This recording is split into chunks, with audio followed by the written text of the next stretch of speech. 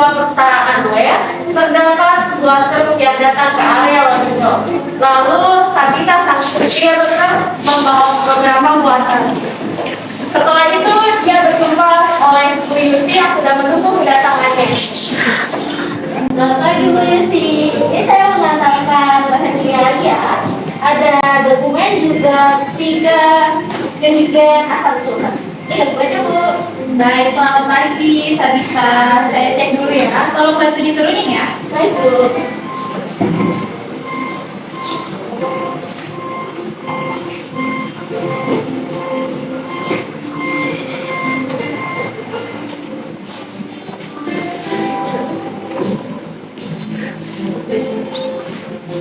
Saya permisi dulu ya Bu. Baik, terima kasih ya.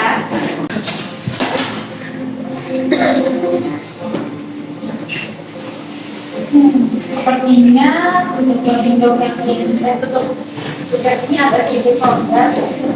Kalau gitu saya akan panggil Imam Salamuddin untuk mengulasnya. Imam, Putih, bisa tolong ke ruang area Lodindo sebentar? Ini ada barang kiriman baru yang harus kalian periksa dulu ya. Baik Bu. Baik, saya segera ke area Lodindo dengan Muli. Oke.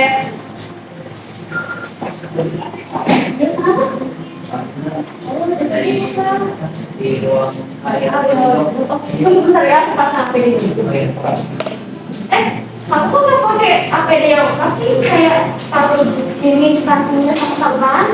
Bentar doang Bu, kita menginstruksikan dia. Ini udah, udah biasa, kita nggak akan ngangkatinnya. Udah lah, senang kawan. Oke, kayak langsung.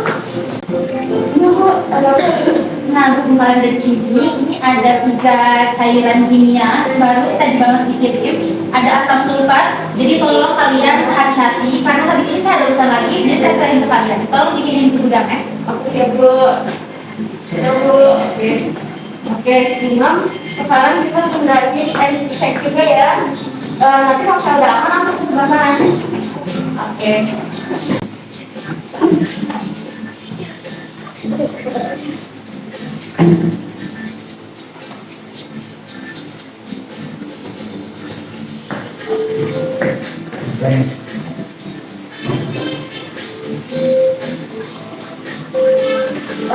Aduh, kok Tera yang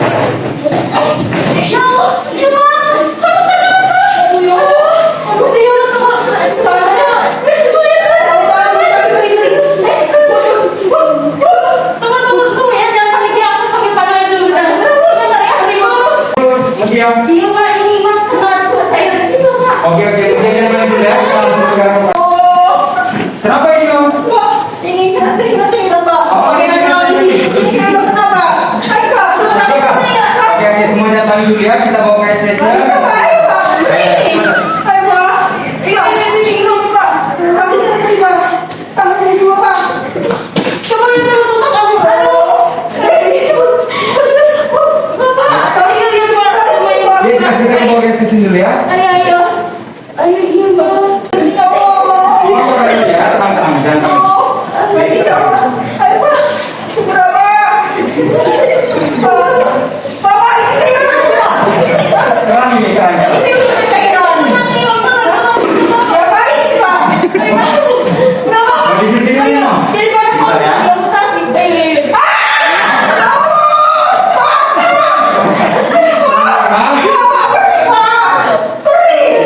Terus, setelah itu.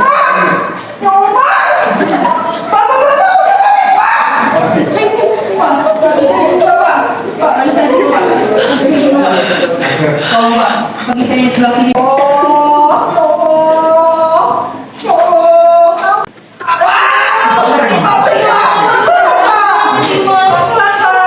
Ini Pak, katanya Pak. Bentar ya, bentar.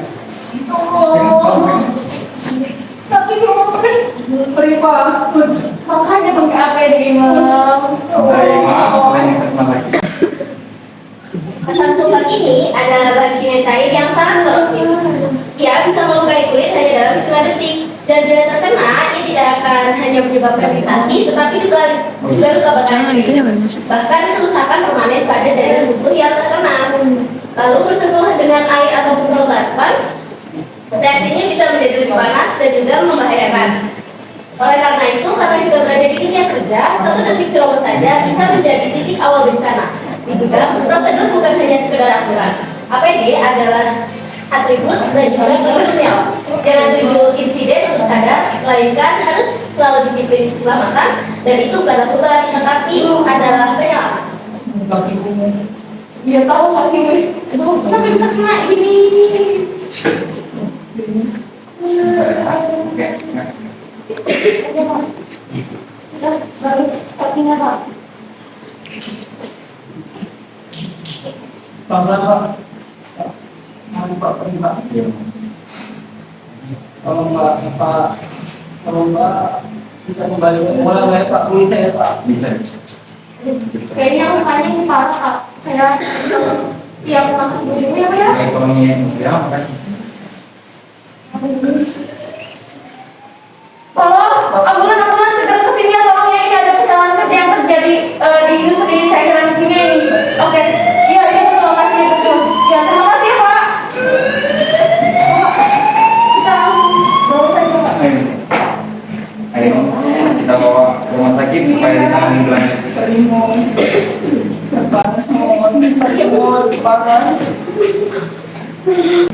Kita harus tangani cairan yang tumpah tadi Pak. Oke, ya.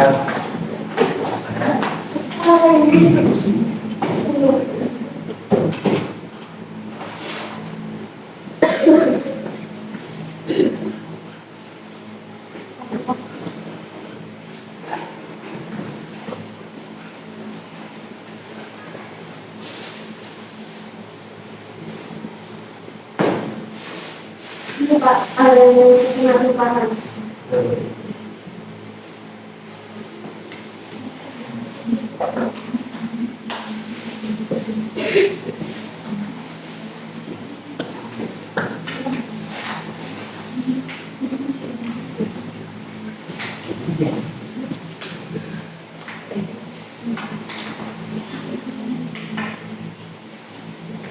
Tadi lukanya kayaknya parah banget ya Pak ya, saya takut mau kenapa-napa Pak. Semoga ditangani lebih lanjut oleh pihak rumah sakitnya. Iya Pak, betul. Perawatan terbaik diterima.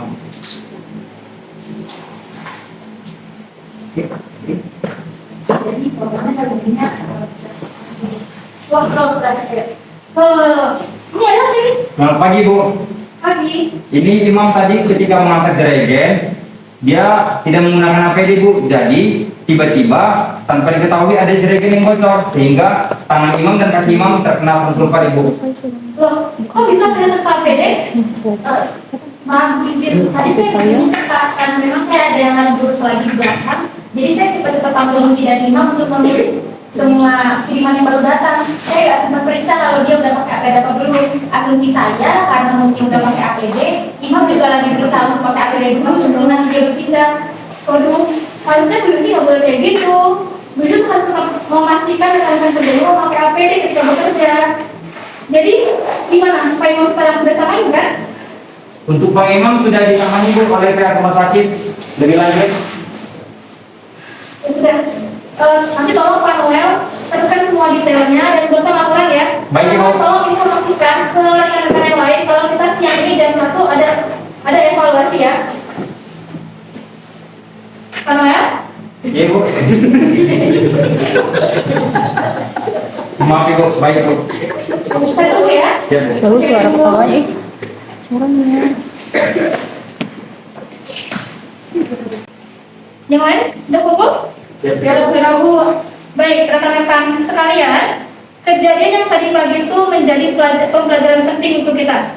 Kita tuh kerja di lingkungan yang penuh resiko dan bahaya itu bisa datang kapan aja dan dari mana aja, bahkan dari hal-hal sepele sekalipun.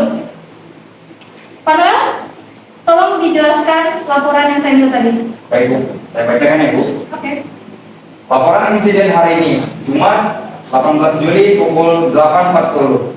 Jenis kejadian, tumpahan bahan kimia, yaitu asap sulfat. Untuk korban, Pak Imam, bagian gudang. Kronologinya, saat mengangkut jerigen, cairan rembes dan mengenai lengan kiri dan bagian kiri kaki kiri korban. Akibat tutup longgar. Korban tidak memakai APD dan hanya menggunakan sendal. Untuk tindakan pencucian luka di area station, korban dirujuk ke rumah sakit, diisolasi area dan pembersihan dengan zat penyerap. Kemudian penyebab utama adalah kelalaian penggunaan APD dan pengawasan tubuh. Yang terima kasih. Coba saya tanya deh, job safety analysis yang kita bikin kemarin sudah disosialisasikan belum sih?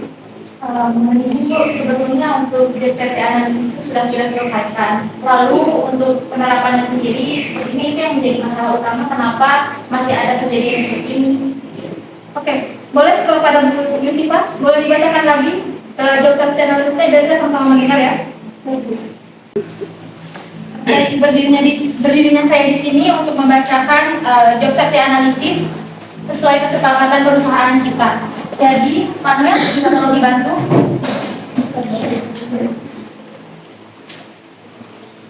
Ini merupakan job safety analysis yang kami buat pada saat sebelum pekerjaan itu benar-benar bisa dilaksanakan. Jadi yang pertama di sini ada urutannya, lalu ada potensi bahaya, resiko yang muncul, pengendalian atau kontrol, dan penanggung jawabnya. Untuk urutannya sendiri itu ada dari nomor 1 sampai dengan nomor 10. Di mana nomor 1 ini merupakan mematikan mobil di area loading dock yang telah ditentukan.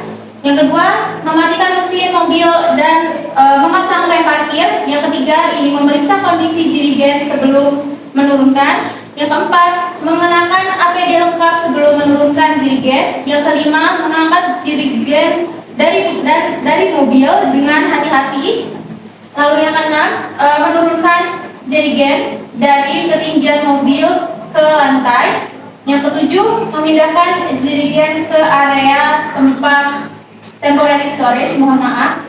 Yang kedelapan, menyusun jirigen di area yang telah ditentukan. Yang kesembilan, membersihkan area kerja dan merapikan peralatan. Dan yang terakhir itu, melaporkan penyelesaian pekerjaan kepada supervisor. Di mana untuk Pak Imam sendiri itu ada di nomor 7.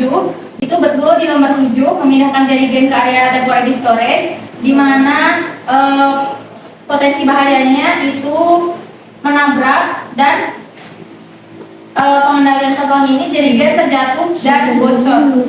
Lalu pengendalian atau kontrolnya ini perhatikan setiap langkah dan jalan secara perlahan. Di mana di sini juga Pak Imam memiliki kesalahan yaitu tidak menggunakan APD secara lengkap dan lalai pada saat bertugas.